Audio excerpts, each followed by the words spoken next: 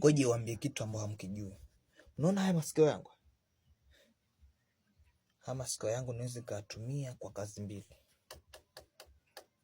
Likiwa hapa nalitumia kama sikio, yani natumia kusikia. Vile vile naweza nikatumia hili sikio hivyo hivyo kwa shikilio, yani kitu cha kushikilia kitu kingine. Ngoja niwaonyeshe.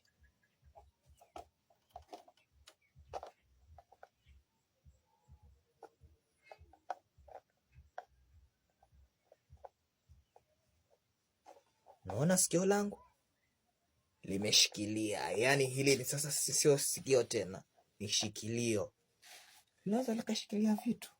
Maajabu haya.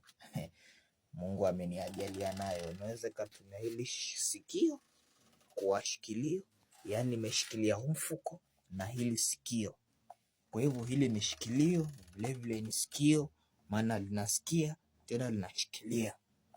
Upo.